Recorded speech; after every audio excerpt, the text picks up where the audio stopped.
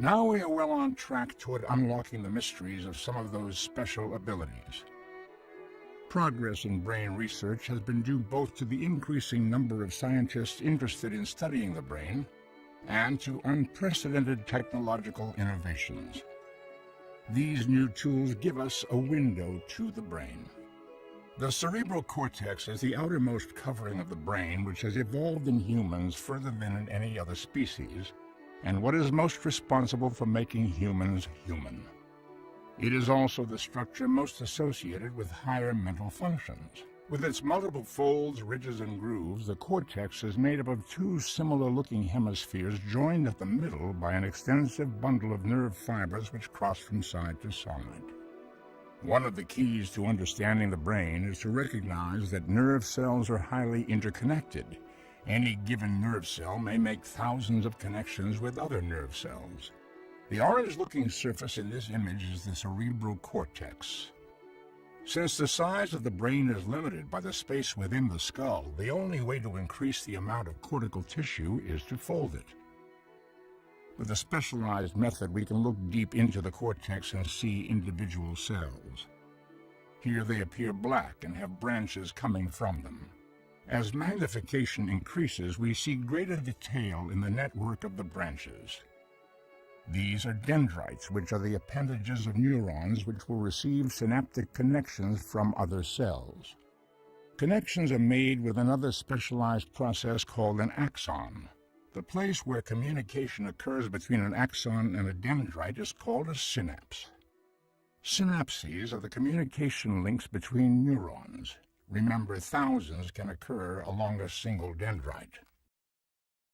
Understanding how neuronal communication occurs at the synapse is one key to understanding the most interesting questions, like how memories are stored and how learning occurs. Indeed, scientists now believe that disruptions of normal activity occurring at synapses are involved in several of the disorders we call mental illness. Our current understanding of how synapses work is represented in this computer animation. As we dive deeper into the cell's own structure down into a single axon terminal at a synapse, we see small round objects which are the synaptic vesicles. They are like tiny balloons, miniature containers filled with chemical neurotransmitters. When an electrical impulse reaches the nerve terminal, proteins in the watery soup orchestrate the movement of these vesicles toward the membrane, forming one side of the synapse. The visualization is slowed down here, but in real time this process happens in less than 1,000th of a second.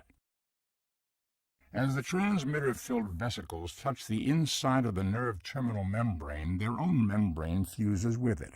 When this happens, the inside of the vesicle opens into the synaptic cleft and transmitter molecules diffuse across this tiny space to reach their target receptors on the other side.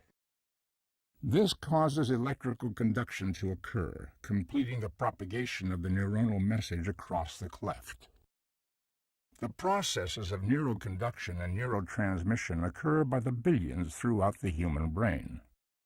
It is this complex interplay of chemical, electrical, and physical events which underlies the rich tapestry of everyday experiences, the sights we see, the sounds we hear, the feelings we experience, the activities we initiate, and the ideas we ponder.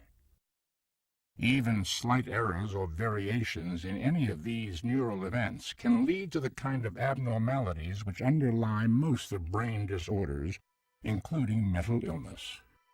By understanding the intricacies of neural activities and how they are related to cognitive and behavioral processes, we are on the threshold of providing specific treatments and ultimately cures and preventions in our mission to ensure that mental... Through investigating the brain on the chemical, functional, and anatomical level, scientists unravel the vast power of the brain in health as well as disease. Neurotransmitters are chemicals that give rise to our everyday life, our actions, our moods, and our behaviors. The chemicals pass from neuron to neuron via synapses.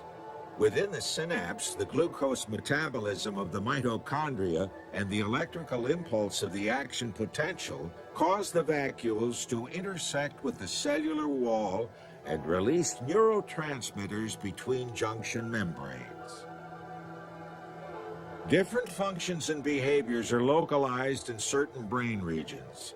Using this knowledge, the brain's many different mental functions can be broken down into more easily approachable elements.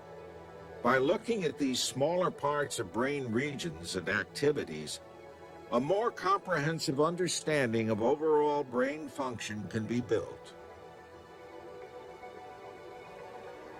For example, the circuits involved in vision receive information from the retina. After initial processing, these circuits analyze information in different streams, so that there's one stream of information describing what the visual object is, and another stream is concerned with where the object is in space. Once function is understood in the less complicated elements of brain organization, then this information can be reassembled to help understand the workings of the whole brain. Laboratory rats guide researchers to form a better understanding of complicated brain processes. For example, studying the rat within a maze helps uncover general principles about learning that can be applied to many species, including humans. Rats are good at remembering where things are and how to get them. Here the rat has learned how to find a tasty treat each time he walks around the triangular maze. But there's a catch. He has to turn in the maze in the opposite direction from the last try in order to get his treat. First left, then right, then left, then right.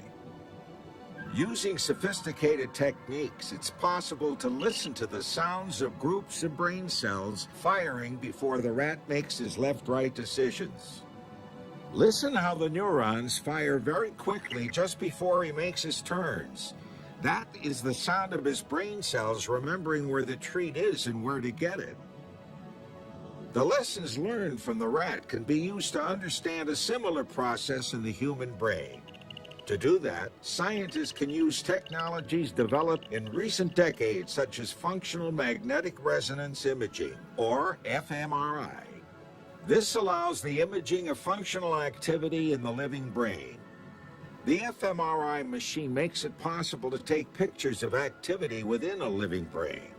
This is not a picture of the neurons or pathways, but instead it's an image of the activity occurring among those neurons and pathways. This is an indirect approach as it uses a marker for neuronal firing. In this case, it detects blood flow and blood oxygenation to provide maps of brain activity.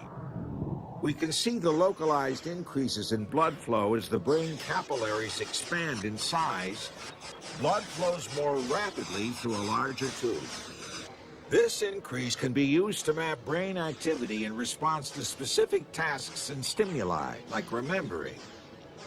As with all other organs, the brain is subject to malfunction. Complex problems like understanding depression and schizophrenia can now be addressed using these and other techniques.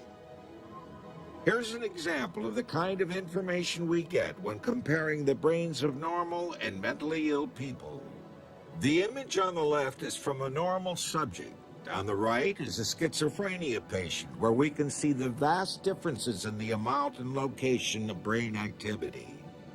Clearly, several systems, including higher cognitive processes, hearing and movement, are impacted in this disease.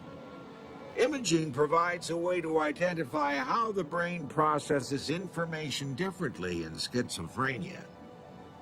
As scientists are learning more about brain circuitry, they are learning more about which circuits are involved with specific tasks. This makes it possible to compare brain regions in healthy people and people with mental illnesses. However, mental disorders are very complicated and still not well understood. These disorders affect our most complex brain processes, like thinking, mood, and behavior. There are several factors that contribute to mental illnesses, including environmental conditions, social events, genetics, and large chemical imbalances. What is clear is that mental illnesses are as devastating as any physical illness. Ultimately, basic and clinical research will unlock the mysteries of mental illnesses.